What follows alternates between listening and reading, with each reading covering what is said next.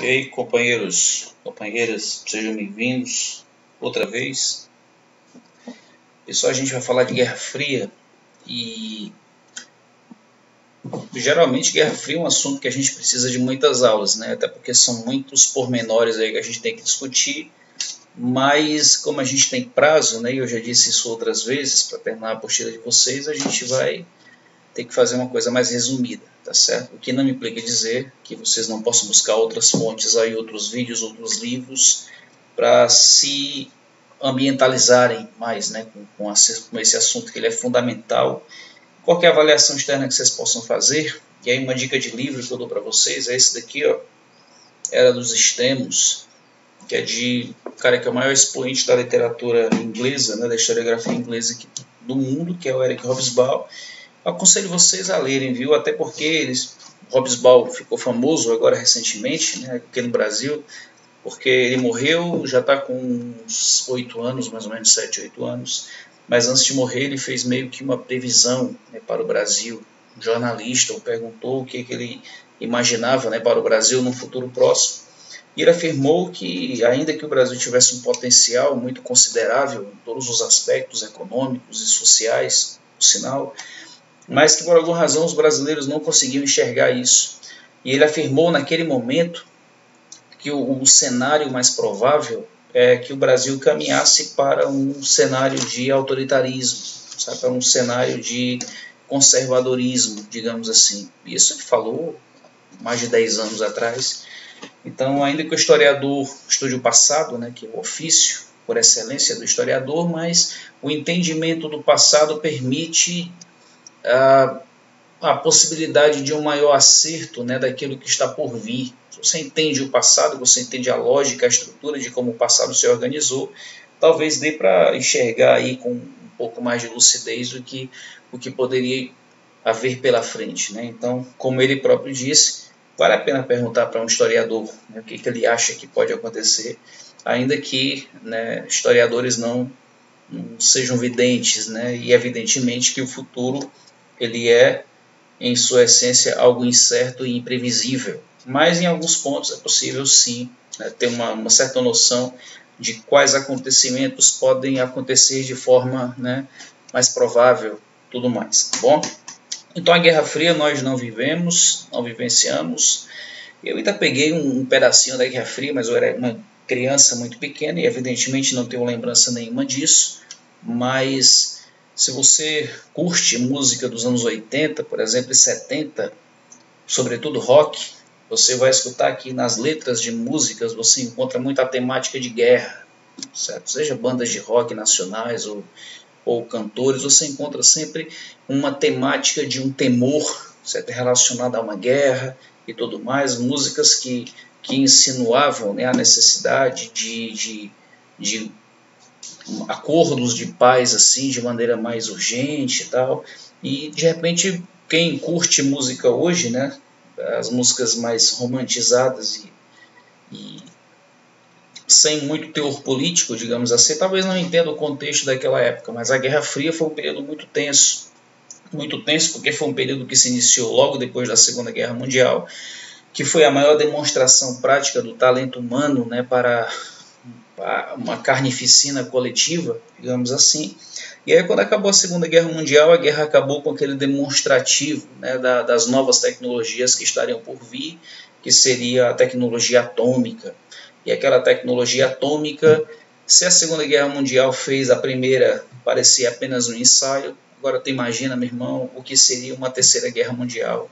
Agora com ogivas nucleares aí rasgando o céu, e com a possibilidade de dizimar não apenas trincheiras e sim cidades inteiras, e mesmo depois de dizimar cidades inteiras, ainda deixar níveis radioativos suficiente para ir matando gerações e gerações aí dos mais variados tipos de cânceres possíveis. Então, uma Terceira Guerra Mundial seria algo nefasto. Tem um historiador que eu não me recordo o nome, mas que ele disse uma frase fantástica. Ele disse: olha, eu não sei como será a Terceira Guerra Mundial, mas com certeza a quarta vai ser com pau e pedra, porque a humanidade vai retroceder para o Paleolítico, perderemos todos os desenvolvimentos que tivemos aí ao longo de uma longa construção histórica, isso sem dúvida alguma seria perdido, porque a humanidade seria reduzida mesmo ao Paleolítico, né? Então, espero que isso nunca aconteça. Então, quem quiser ler, cara, Era dos Extremos, ele tem uma coleção de vários livros, Era das Revoluções, Era dos Impérios, Era dos Extremos. Esse aqui para mim é o melhor. Ele chama o século XX de breve século XX, porque o século XX basicamente é o Rota 22 da história, né? O barra pesada da história, é o século de guerras, né?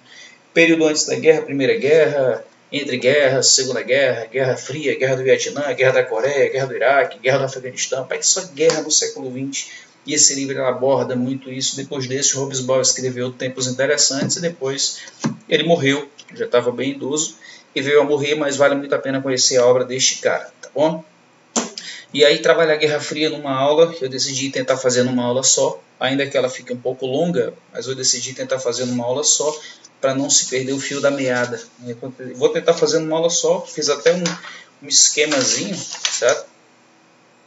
Igual as ventas de quem fez, né, as minhas, mas eu fiz um esquemazinho aqui para tentar não perder o fio da meada, de repente não ficar falando muito, que vocês sabem que eu acabo fazendo isso, e tentar manter o foco para a gente ver aqui razoavelmente todos os conteúdos de Guerra Fria. Lembrando que a gente não vai entrar, né, num detalhamento do que foram as guerras que aconteceram durante a Guerra Fria, como a Guerra da Coreia, a Guerra do Vietnã, a Guerra do Afeganistão. A gente não vai detalhar isso. Acredito que deva ter isso na apostila no outro momento, a gente vê com mais calma, senão essa aula vai ter 3 horas aí de duração, tá bom? Então vamos lá, pessoal. A Guerra Fria é um período que, dependendo do livro que você for pesquisar, você vai encontrar datações diferentes, tá bom? A mais coerente com a historiografia contemporânea hoje data a Guerra Fria do final da Segunda Guerra Mundial, que vai de 1945 até 1991. Certo? Essa é mais ou menos a data considerável, né? Por aquele período dos anos 90, que pega ali a desintegração da União Soviética e a queda do Muro de Berlim. Então ali acaba, né, oficialmente a Guerra Fria. Então foi um período muito longo. Esse nome Guerra Fria é por conta de não ter havido uma guerra direta entre Estados Unidos e União Soviética, ainda que saibamos que guerras indiretas aconteceram, financiadas, incentivadas, né, por Estados Unidos e União Soviética, mas essas duas nações elas não se enfrentaram diretamente, né, com ogivas nucleares e armamentos. Isso não aconteceu, até porque se tivesse acontecido, nós não estaríamos aqui agora tendo essa aula, certo? Mas enfim, a Segunda Guerra Mundial ela acabou. O grande perigo da guerra, que era o nazismo, ele foi não vou dizer extinto, né? Ele foi acalmado naquele período quando a União Soviética ocupou, né, Berlim, ocupou ali a Alemanha nazista, e do outro lado vieram ali Estados Unidos, Inglaterra e França, aquele espremido, digamos assim, que fizeram com a Alemanha. Então cercaram a Alemanha, e aí os alemães se renderam e acabou a Segunda Guerra Mundial. Faltava o Japão se entregar, e os americanos lançaram 2 bombas atômicas no Japão. Alguns afirmam que aquilo era uma vingança por conta do ataque de Pearl Harbor, enquanto outros afirmam que era um aviso, né, para agora a possível grande ameaça para os americanos, que era a União Soviética. Era um aviso de que se os soviéticos viessem, né, aquelas ogivas seriam lançadas neles, né, e não mais no Japão. Então, esse debate existe até hoje, não se sabe ainda o que realmente motivou o governo americano a ter lançado aquelas 2 bombas atômicas. Eu gosto mais da segunda, sabe? Os americanos eles são muito malandros nesse ponto, e eu acho que eles já enxergavam a União Soviética como um risco. E é um risco, galera, é um risco para os americanos, afinal de contas, era uma nação socialista. As ideias socialistas elas não eram novas nesse período. O socialismo já era uma ideia que rolava nos círculos acadêmicos, né, entre os indivíduos pensantes, digamos assim, desde o século XIX. Então, Engels, Marx, por exemplo, esses nomes eles eram temidos, sobretudo em nações desenvolvidas, né, no sentido capitalista. Esses nomes eram detestáveis, né, porque eles justamente ofereciam um risco à própria estrutura do capitalismo. Então, enfim, o que fez o nazismo surgir foi o medo do socialismo, o que fez o fascismo surgir foi o medo do socialismo, o que fez Keynes desenvolver, né, o bem-estar social foi o medo do socialismo. Tudo foi o medo do socialismo, porque o socialismo é uma ameaça para o capitalismo de fato. Então surge uma nação socialista. Essa nação socialista nos anos 20 e início dos anos 30 sobrevivem de maneira muito satisfatória àquela crise, né, a quebra da Bolsa de Nova York, aquela crise de 29 e início dos anos 30, quando o mundo capitalista estava de joelhos e de repente a nascente União Soviética assoviava e balançava as pernas tranquila, porque a economia não era uma economia capitalista. Então isso fez com que o socialismo de repente passasse de uma ideia utópica para algo praticável, né, para uma coisa que possivelmente pudesse ser palpável, pudesse ser colocado em efetividade. Então, quando acabou a Segunda Guerra Mundial, dois líderes, né, ficaram muito preocupados com isso, né. Um deles foi McCarthy, que era presidente dos Estados Unidos, perdão, foi Truman, que era presidente dos Estados Unidos, e o outro era o próprio primeiro-ministro inglês, Churchill, que ficaram preocupados com aquela situação tal, do que aquela União Soviética poderia representar. Então o Churchill, que era mais esperto, ele inclusive incentivou que cada nação capitalista procurasse uma maneira de se proteger daquela ameaça socialista, daquela ameaça soviética. E os Estados Unidos responderam a esse intimato, digamos assim, criando justamente o que a gente chama de doutrina Truman, que era uma série de medidas que os americanos tomaram não só para si, mas também para as chamadas nações capitalistas que eles consideravam mais frágeis, né? Entre elas o Brasil, porque havia sim o risco dessas nações enveredarem ali para o caminho do socialismo e aquilo acabar representando um risco para essas nações capitalistas. E as ações tomadas, né, por essa doutrina Truman, do lado econômico, foi financiar os países destruídos ali pela Segunda Guerra Mundial. Então os americanos empurraram dinheiro mesmo nessas nações para que elas recuperassem a economia, ao mesmo tempo ficassem devendo ao governo americano e ao mesmo tempo acabassem tendo que ter uma certa fidelidade, né? Fidelidade com o sistema capitalista americano era uma maneira de garantir apoio, certo? E a outra maneira foi criar uma série de políticas de perseguição ao comunismo, né? Que essa foi o principal pensador dessa ideia de perseguir os comunistas, foi um senador chamado McCarthy, e a ideia era, através de um sistema de investigações, localizar quem eram os comunistas ali introduzidos, principalmente em setores ali mais ligados à área da inteligência, à área do jornalismo, ao campo das artes, pessoas que tivessem pensamentos socialistas, para que essas pessoas fossem devidamente perseguidas, exiladas, presas, torturadas, mortas, desaparecidas, seja lá o que fosse preciso.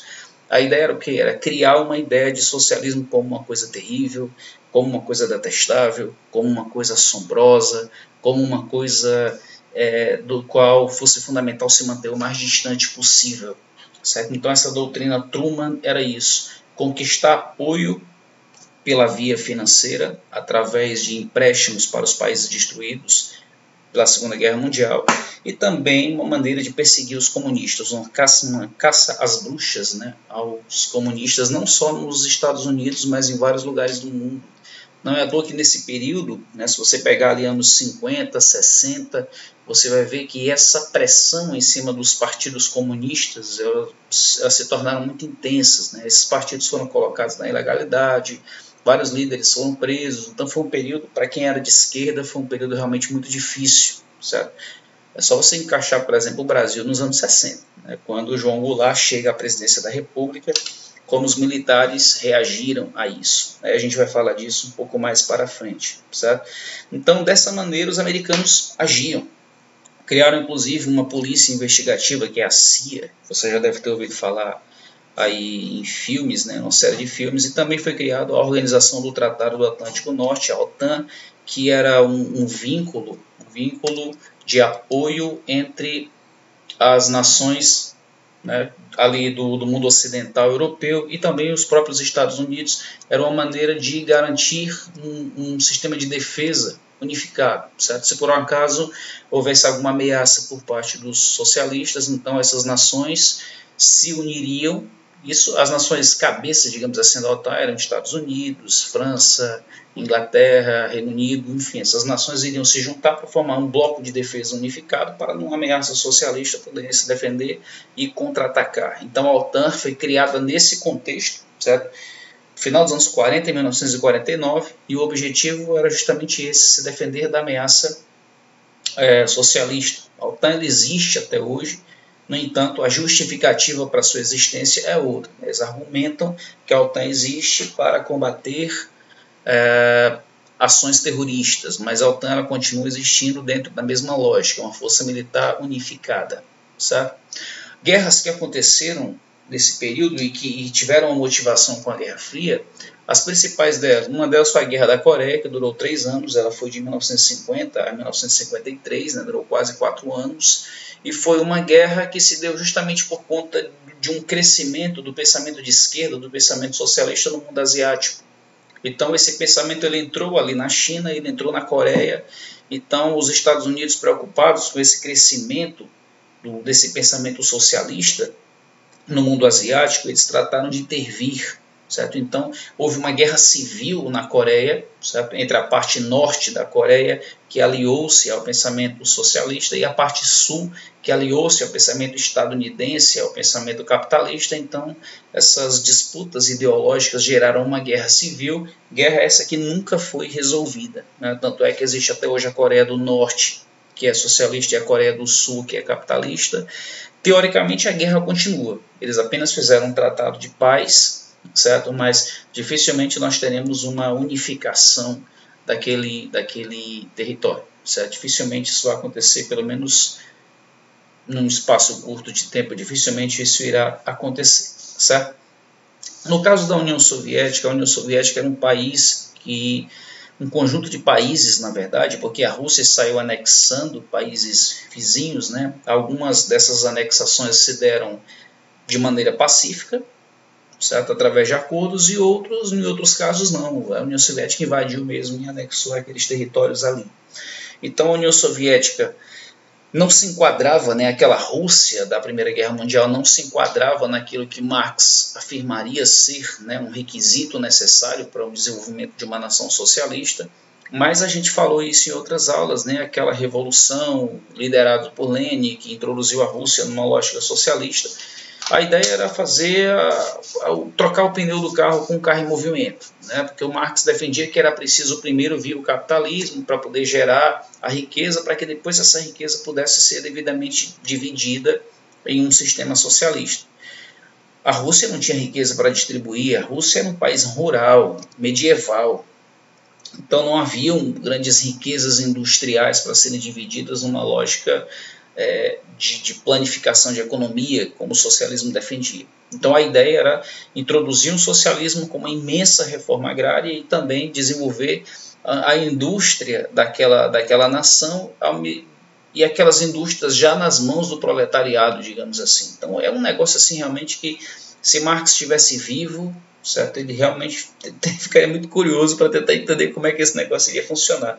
Mas surpreendentemente a coisa começou dando certo, porque a Rússia começou a se desenvolver. Tanto é que quando chega na Segunda Guerra Mundial, não mais com Lenin, mas com Stalin, você tinha uma nação poderosa, com um exército gigantesco, com uma economia um tanto organizada. Então, uma coisa também que ajudava muito a Rússia era a imensa quantidade de recursos minerais que eles possuíam, petróleo inclusive. Então uma série de coisas favoreceram para que a Rússia começasse muito bem, para que a nascente União Soviética começasse muito bem, certo? Agora, evidentemente que problemas aconteceram em vários aspectos, então era realmente difícil de competir, né, com um modelo capitalista que o mundo já conhecia, mas enfim, durante muito tempo o socialismo se manteve como uma alternativa viável, certo? Como uma alternativa viável. Justamente para evitar essa influência capitalista, os soviéticos trataram de dificultar a entrada, né, a circulação de pessoas, né, do mundo ocidental para o mundo socialista, digamos assim, daquela parte mais oriental da Europa. Eles trataram de dificultar não só a circulação de pessoas, como também a circulação de ideias. O próprio Churchill, né, ainda já naquele contexto de final da Segunda Guerra Mundial, ele chamaria isso de cortina de ferro. Segundo ele, havia, né, uma cortina que dificultava a penetração de ideias e de pessoas no mundo socialista, soviético. inclusive a CIA, que havia sido criada pelos Estados Unidos, até mesmo os próprios agentes afirmavam, né, a imensa dificuldade que era de você conseguir entrar no mundo soviético, porque eles mantinham aquilo dentro de um sigilo. Era uma estratégia de defesa, possivelmente até, enfim, dentro de uma lógica na mentalidade do próprio Stalin, aquilo era necessário, né, porque, enfim, o sistema era frágil. O que estava acontecendo ali, havia uma fragilidade muito evidente naquele sistema, e qualquer coisa poderia descambar, né, em erros irreversíveis naquele processo. Então, era preciso realmente, naquela visão socialista, né, que evidentemente nem todos concordam, era preciso fortalecer primeiramente a economia daquela nação e também evitar que ideias contrárias acabassem solapando aquela estrutura e derrubando, né, aquele processo revolucionário antes que ele conseguisse ter qualquer forma de êxito.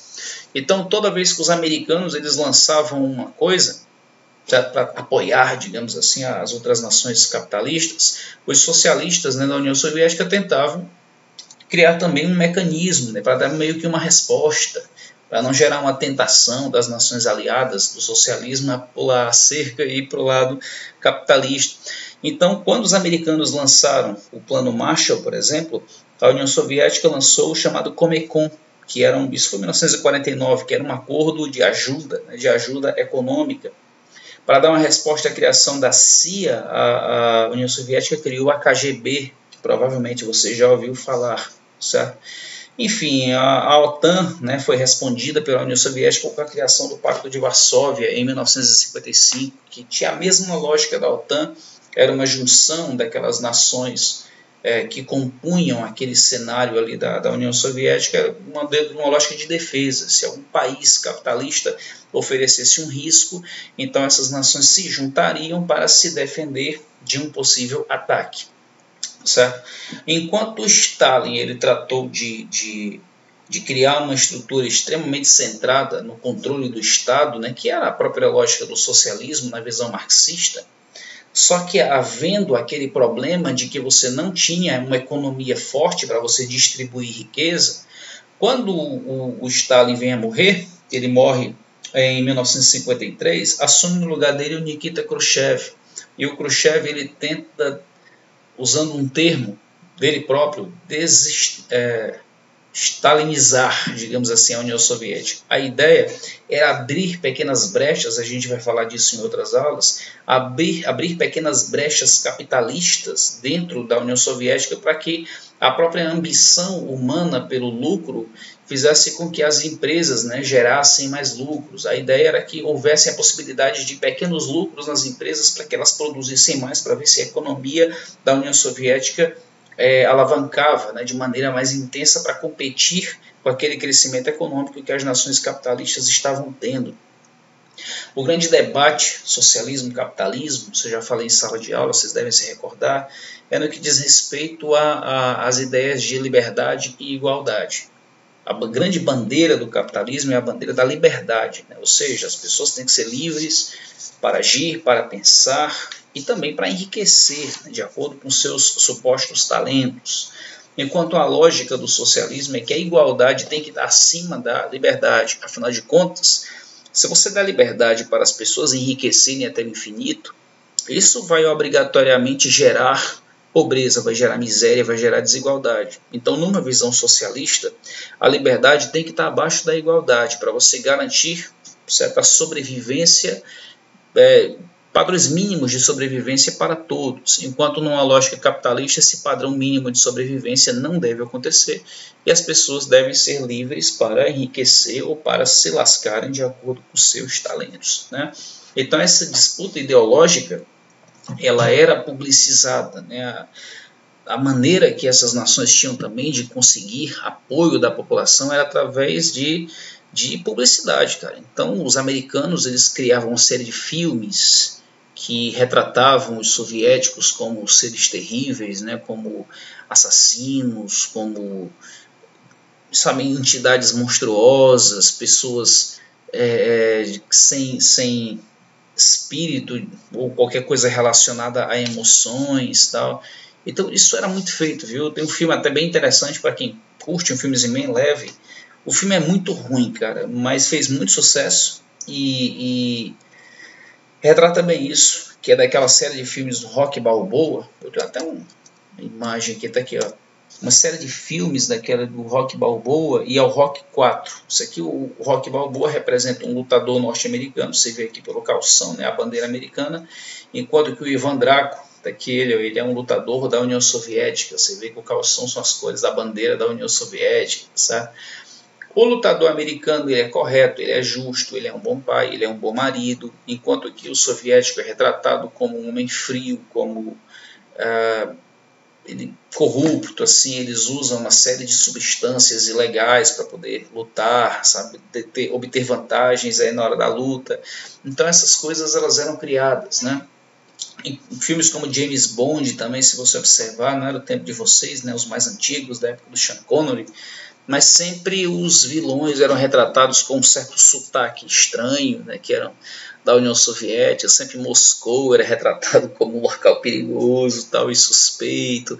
Essas coisas aconteciam com muita frequência. Do mesmo jeito a União Soviética fazia isso, né, faziam piadas, né, pegavam aqui imagens de americanos com bombas atômicas para darem de presente, certo? Retratavam os americanos como egoístas e mesquinhos. Essa propaganda ela acontecia para os dois lados, ela acontecia para os dois lados, certo? Então era a maneira que essas nações tinham de tentar, né, garantir apoio da sua população e evitar que ideias contrárias fossem entrando, né, fossem invadindo aquela sua área de atuação, certo?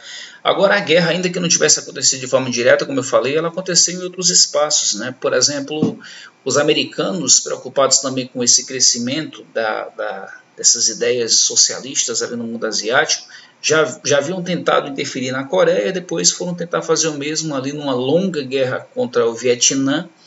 E aí os Vietcongs eles conseguiram resistir durante muito tempo e impuseram aos americanos a derrota mais vergonhosa que os americanos já tiveram até hoje em sua história, né? Porque afinal de contas a poderosa nação norte-americana não conseguiu tomar o Vietnã, um paizinho, certo, na Ásia, com um monte de soldados escondidos no meio de uma floresta tropical, e os americanos tiveram que voltar com o rabo entre as pernas. A União Soviética também passou a sua vergonha na guerra do Afeganistão, viu? E quem quiser, tem um filme também que vale a pena você assistir para entender um pouco isso, que é com o mesmo Stallone, galera, que é o Rambo, se não me engano é o 3, certo? Uma franquia também longa. Todos os filmes do Stallone vai até o 30, eu acho. Mercenários agora acho que é bem o 8º. E aí o Rambo aqui, o Rambo 3, ele vai para o Afeganistão e ele é um soldado americano e ele ajuda aquela resistência afegã contra a invasão soviética, certo? Acho que a imagem está cortando um pouco aqui, me perdoe. Mas ele ajuda aqui, ele ajuda. E o Osama Bin Laden, por exemplo, é uma criação desse contexto. Ele é um cara treinado pelos Estados Unidos para ser uma resistência a essa invasão da União Soviética. Depois ele acaba considerando os americanos traidores e projeta, né, aquele ataque de 11 de setembro, que é o maior ataque terrorista de todos os tempos, reconhecidamente o maior ataque terrorista de todos os tempos, tá bom? Essa guerra acontecia no campo dos esportes também. Os esportes, né, não deixava de ser uma maneira também dessas nações mostrarem que tinham melhores soldados, tal como acontecia na Grécia Antiga, com os Jogos Olímpicos, e que cada cidade tentava mostrar que seus guerreiros eram superiores. A gente sai da Grécia Antiga e vem aqui para o século XX e você encontra a mesma lógica, né? Você encontrava o Estado interferindo no próprio treinamento dos esportistas para tentar provar para o mundo de que os atletas daquela nação eram superiores. Então, o que você puder imaginar de produtos ilegais, de anabolizantes, de tudo que você possa imaginar, aquilo foi aplicado nesses atletas, tanto nos atletas americanos como nos atletas soviéticos, para tentar produzir super atletas aí e tudo mais, e para vencer, né? E provar para o mundo que os seus atletas eram melhores. Aquilo acontecia muito, e vez por outra também uma nação boicotava. Quando os Jogos Olímpicos aconteceram nos Estados Unidos, a União Soviética boicotou, e o contrário também aconteceu, né? Não nessa ordem, mas na ordem contrária da que eu falei, tá bom? Mas uma guerra que chamou muita atenção, certo? Uma corrida, na verdade, que chamou muita atenção nesse período foi a chamada corrida espacial, como vocês estão vendo aqui nessas imagens, né? Quem curte esses documentáriozinhos aí na History, nesses canais aí de TV para assinatura, já deve ter visto umas reportagens sobre isso. E nos anos 50 e 60, tanto a União Soviética como os Estados Unidos tentavam mostrar para o mundo que detinham uma tecnologia superior. Então, a União Soviética criou um projeto chamado Lunik, e o objetivo era mandar o primeiro ser vivo, né, ou o primeiro homem para o espaço. E os americanos tentavam fazer a mesma coisa. No entanto, no começo desse processo, quem largou o melhor, digamos assim, sem dúvida alguma, foi a União Soviética, que conseguiu mandar o primeiro satélite para o espaço, conseguiu mandar o primeiro ser vivo para o espaço. Daqui, ó, essa cadelinha chamada Laika, ela foi para o espaço, sabe? O interessante é que eles planejaram mandar a cadelinha para o espaço, mas não tinha como ela voltar, não. A bichinha foi para morrer, certo? Provaram que ela iria conseguir, mas não tinha volta, não. Um caminho só de ida, certo? Mas eles estavam conseguindo, né? Estavam tendo mais êxito nesse processo. Depois a disputa era para quem conseguia mandar o primeiro homem para o espaço, e mais uma vez a União Soviética saiu na frente, mandando o primeiro homem. Yuri Gagarin foi o primeiro a conseguir, né, ir para a órbita da Terra, que disse aquela famosa frase, né, a Terra é azul, que hoje parece óbvio, porque tu já viu no teu livro, na internet, mas anos 50 e 60 isso não era tão óbvio assim. Então os americanos já estavam naquela situação extremamente constrangedora, até que em 1961, o presidente norte-americano, né, John Kennedy, ele meio que provocou a NASA, né, porque os investimentos na corrida espacial eram imensos, né, e aquele projeto Apollo da NASA não estava tendo êxito. Então, em 1961, ele meio que conclamou, ele provocou a NASA para que eles conseguissem mandar o primeiro homem para a Lua até o final daquela década de 60. E a NASA conseguiu, né, no último ano, em 1969, em julho, conseguiu mandar o primeiro homem para a Lua, apesar de ainda você ter muita teoria de conspiração, que afirma que é uma montagem, que a gravação foi feita no deserto e tudo mais, mas provavelmente o homem foi para a Lua sim, certo? Em 69, e aí os americanos eles se declararam vencedores da corrida espacial, né? Enfim, isso é muito contestável, levando em consideração que a União Soviética mandou o primeiro satélite, o primeiro ser vivo, o primeiro homem para o espaço, mas os americanos mandaram o homem para a Lua e se consideraram vencedores, né? Cada um se considera aquilo que quer, né? Mas enfim, então o mundo, cara, quem viveu aí, quem já tinha uma certa racionalidade aí nos anos 50, 60, 70 e 80, foram aí décadas e décadas em que as pessoas acordavam, né, com o temor de uma guerra que poderia acontecer a qualquer momento, certo? Então os jornais noticiavam isso diariamente. Se você assistisse um jornal nacional, por exemplo, nos anos 70 e 80, todos os dias você tinha notícias da União Soviética, dos Estados Unidos, porque qualquer coisa que acontecesse, que aumentasse a tensão, aquilo já causava um certo medo em todo mundo, porque as pessoas tinham consciência de que uma terceira guerra mundial, os efeitos seriam nefastos e irreversíveis, né? Então as pessoas tinham realmente medo disso. Um momento assim mais simbólico da Guerra Fria, sem dúvida alguma, foi com a criação do Muro de Berlim. Lembre-se que no final da Segunda Guerra Mundial a Alemanha ela foi dividida em 4 áreas de influência, né? Uma parte ficou com a Inglaterra, outra com a França, outra com os Estados Unidos e outra com a União Soviética.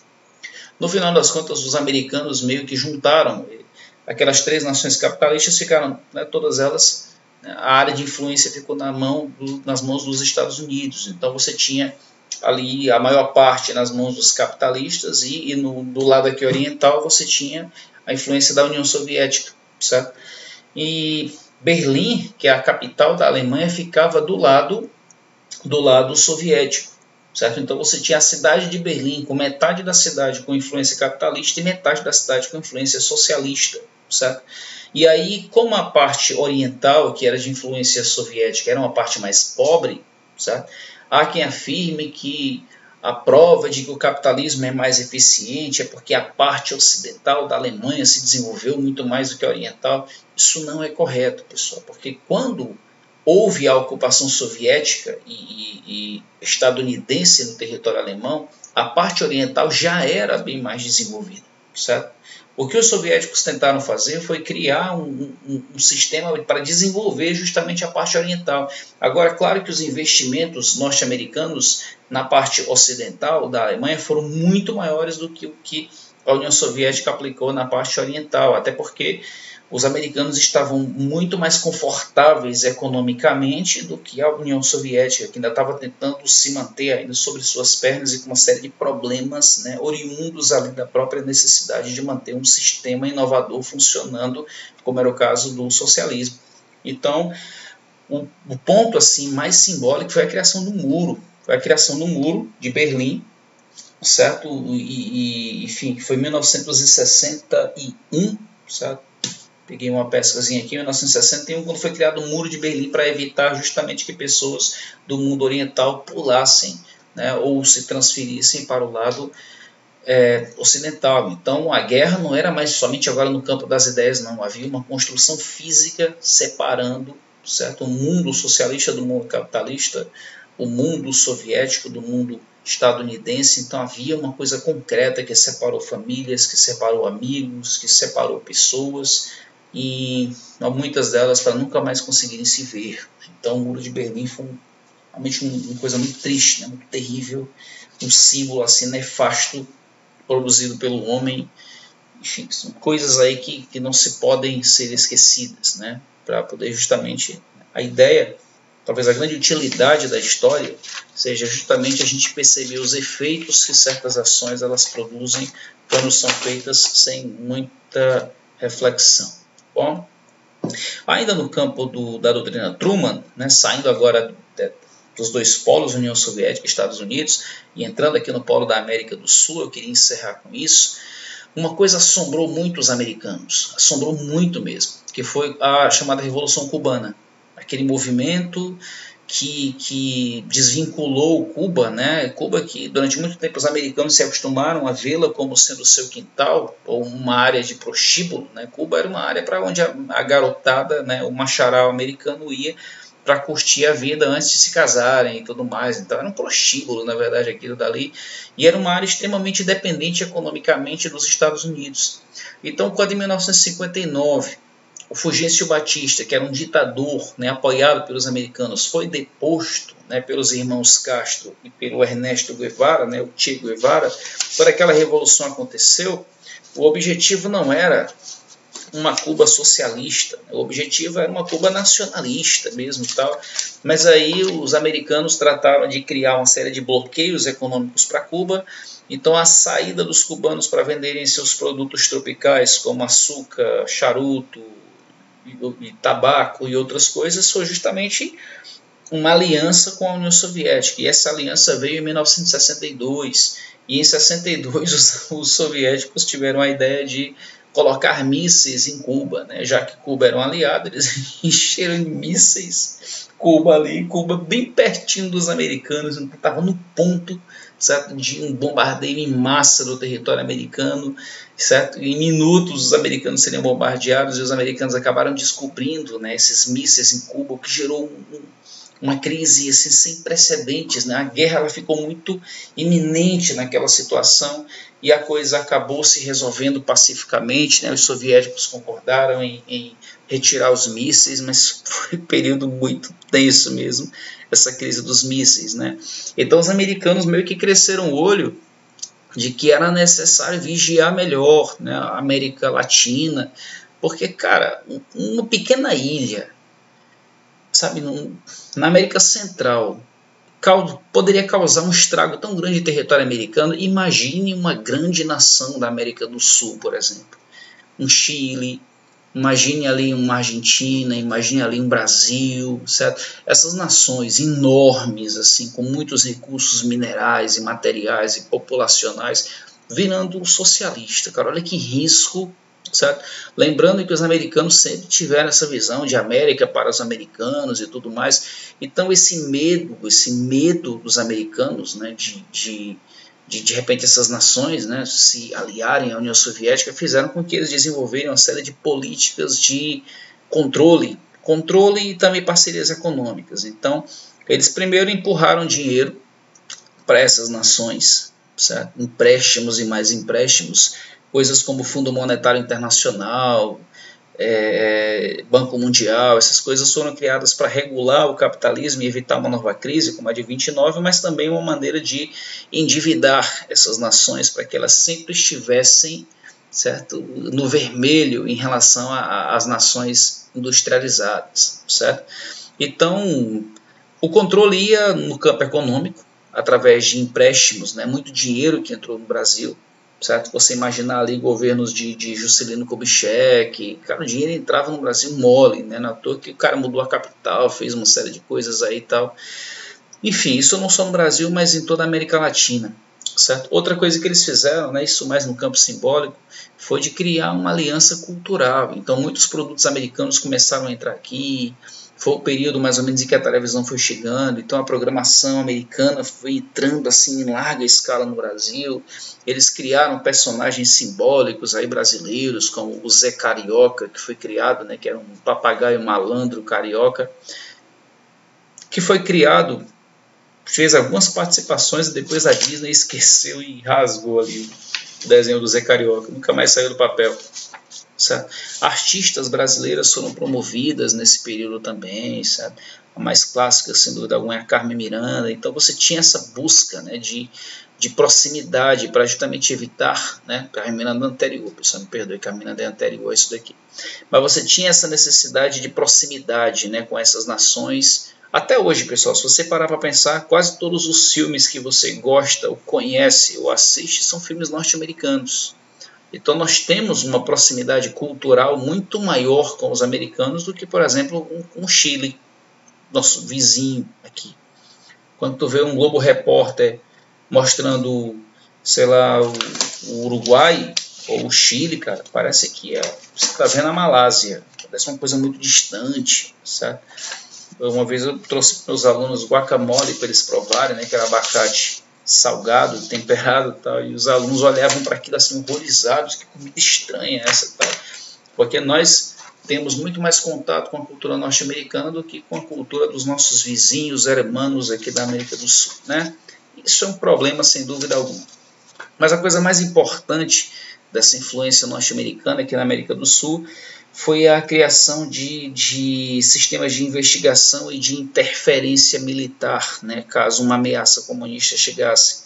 Então foi criado a chamada Operação Condor, que era uma aliança entre as Forças Armadas da América do Sul com o exército americano, de que havendo uma ameaça socialista qualquer, o governo americano apoiaria militarmente, né, os exércitos dos países locais para que esses exércitos introduzissem uma ditadura militar e impedissem qualquer avanço de qualquer modelo socialista aqui na América do Sul ou na América Central, América Latina como um todo.